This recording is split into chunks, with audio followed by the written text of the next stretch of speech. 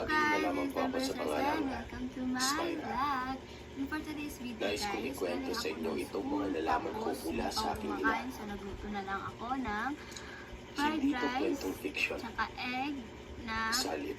ewan ko Ito na ang ano totoong yan, karanasan. tapos bulad Si or Mama ay tuyok nakatira sa sa Tagalog, probinsya at ng saka Antique. hotdog. Kung Ginanito siya ay ko siya walang para taong gulang crispy, pa lamang, tapos okra. sabi-sabi ni Tapos, Mama ay mahilig daw siya Meron sa mga kaming pater adventures. kagabi, hindi pa Mga naubos, hindi nakakatakot ako na bagay. kumain.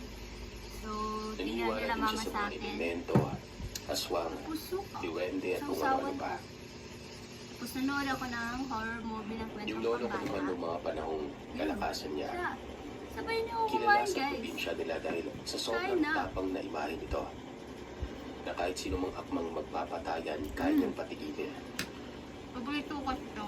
Nakita ko din. Nabanggit Tsaka din na niluto si ko na. Lolo ay marami nang napatay na tao dahil sa galit nito. Merong Sa mga ibang masasamang hindi tao, ko gusto nito. Pero sarap yan. halos takot yung mga kapitbahay nila kay Lolo. Tapos isasawsaw mo siya sa At tuloy yung ng may probinsya nila, lemon at saka kilala na suka. kinapapamahayan ng Tapos mga may aswang. sili. Paborito ko to.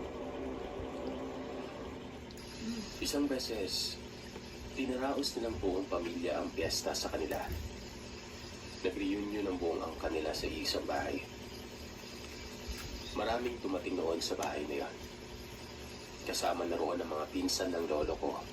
Ang sarap nito Diyan guys. ng aking ina. Matamis na asin Itago na lamang natin itong tiyahin ng aking ina sa pangalang Sarap Esmeralda. talaga kumain. At sarap niluto kong okra. Habang masaya silang nagdaraos na masayang kapistahan, Kulang lang to sa biglang lumapit ang tiya ni Mama sa kanya at sinabing, "Ito na ba ang pangalan mo, Jose?" Jose ay hindi totoong pangalan ng lolo ko. Ama ng aking ina. Oo, siya na nga yan. Sagot nito pabalik. Ang lusog-lusog naman ng batang ito. Anong pangalan mo? Sabi ni ang Esme kay sarap talaga Mama. ng tuyo pag crispy. Noong mga oras na yon, kahit na simpleng salita o tanong lamang ni Esme, para bang kinilabutan si Mama pero ipinagsawalang bahala na lamang niya ito. Neneng po, sagot nito. Maya-maya pa ay lapit ng lapit itong tiya Esme niya sa kanya. At kinukurot-kurot siya kung saan-saan na para bang nanggigigil at panay sabi ng, "Ang ganda-ganda mo talagang bata ka. Ang lusog-lusog mo pa." Anya, "Salamat po, Auntie." Tugon ni Neneng. Sarap nito guys. "Hindi ka nga dito. Pari ka po." Ang dami pa na Pautos na lamang banggit ni to. Esme. Hindi naman Ay, nako. lumapit si Mama sa kanya sapagkat hindi niya pa ito ganun kakakilala. Bago lamang itong tiya niya sa paningin niya. "Auntie, samahan mo kong magpunta sa CR. Nahihina ako eh." Sabi ni May asawa Neneng ko sa dito. isa niya pang tiyahin na si Jig. Dahil sa abala na ang lahat ng piyesta noon, mag-isa na lamang si Neneng na nagpunta sa banyo sa tabi ng hagdan. Pagkalabas niya ng banyo, napasigaw siya ng malakas na parang takot na takot.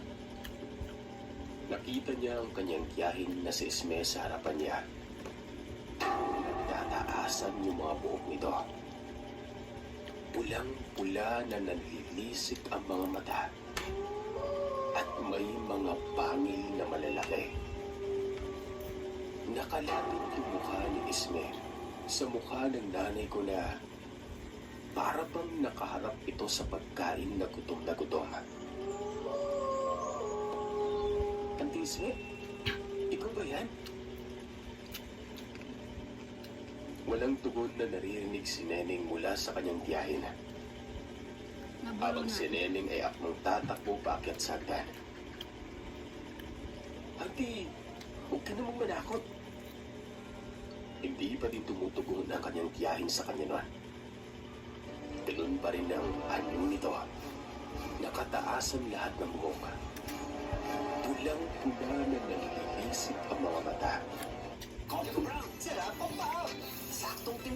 coffee, milk, brown sugar, coffee ko brown. Stop spraying cologne on sweat.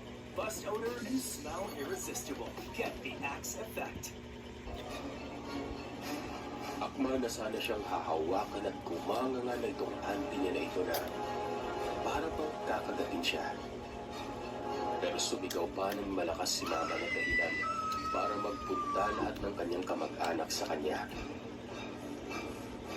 Agad naman siyang tinanong nila na, anong nangyari sa'yo? Bakit takot na takot ka? Sinabi ni Mama na nakita niya ngayong auntie niya na nakakatakot yung mukha habang tumatangi sa sobrang pagkatakot niya. Pinakalma muna siya ng kanyang mga tiyahin dahil hindi makapagsalita si Mama at nanginginig ito. Dali-dali naman siyang pinuntahan ng kanyang ama at tinanong kung ano ang nangyari noon. Dito ay ikinuwento ni Mama ang kung ano ang nakita niya sa kanyang auntie Isme pagkalabas nito ng banyo. Kung paanong mapula ang mga mata nito at tumatayo yung buhok niya. At meron pang mga pangil. Agad-agad umanong nagalit si Lolo. Pinuntahan si Esme sa labas pero wala ito ron. Pinaghahanap nila si Esme kung saan-saan. At nagulat na lamang sila nang bigla itong sumulpot. Esme, mag-usap na tayo. Bakit kasi? Bakit ata parang galit ka? Tukon niya. Nag-usap sila sa isang kwarto kasama ang aking inanon. Saan ka galing kanina, Isme? Andun lang ako sa labas. Kumuha ko ng tabako. Tabako? Wala namang pagkukuhanan ng tabako rito, ah. Noon pa lamang kasi, Sir Sam, ay duda na itong si Lolo sa kanyang tisa na si Isme. Dahil usap-usapan na aswang na ito. Ay, at saka nagkikwentuhan lang kami ni Berto doon sa labas. Tugon ni Isme. Ha? Anong pinagsasabi mo, Isme? Kasama ko si Berto nagluluto sa kusina. Lalo pang nagduda si Jose sa mga sinambit ni Isme noon. Totoo ba ang sinabi nitong si Neneng Isme? Nakita kanyang pulang-pula mga mata. Nagtatayuan ng buhok at may pangil. Umamin ka nga sa akin. Totoo yung sabi-sabing aswang ka, ano? Ano bang pinagsa? Naputol ang pagbanggit ni Esme nang bigla siyang pantaan ni Lolo noon. Sa susunod na pagtangkaan mo, sino man sa pamilya natin, hindi ako magdadalawang isip na patayin ka. Sama ko na yung asawa mo pati mga anak mo. Dinuduro-duro ni Lolo itong si Esme noon.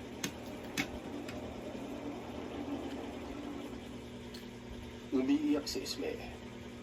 Nagmakaawa sa lolo ko dahil sa takot nito na baka nga patayin sila nito. Agad naman humingi ng tawad ang tiyahin ng aking ina sa kanya sa nagawa nito. At nangakong hindi na uulitin pa. Humingi siya ng tawad sa mga kapatid niya. Kahit sariling mga kapatid ni Esme, ay gusto na rin siyang ipapatay. Dahil sa nangyaring yon.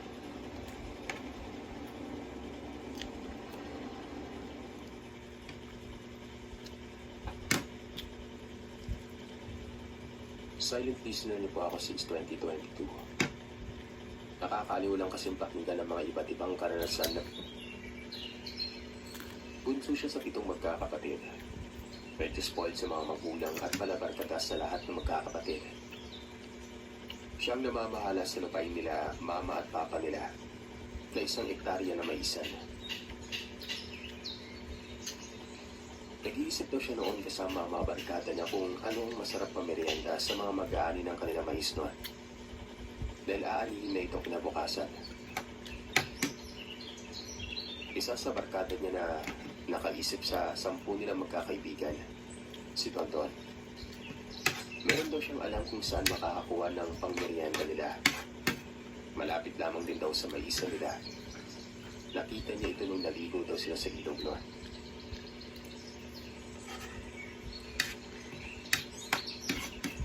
Sabi nito, ang nakita niya umano ay mga bulig ng saging na sabayon o tangkay o sanga ng saging na pwedeng ilaga o kaya ay prito dahil mahinog na. Mga puno ng saging yun na walang nagmamayari, Sir Seth. Noong una, merong ganon. Sa ngayon ay wala na dahil yung tunay na nagmamayari ay lumuwas na ng ibang lugar sa parte ng Pilipinas. Ewan ko kung nasaan na sila ngayon. Huling Yun din daw ang naisip suha. ng tito ko kaso ayaw niya sa kadahilan ng alam niya kung sino ang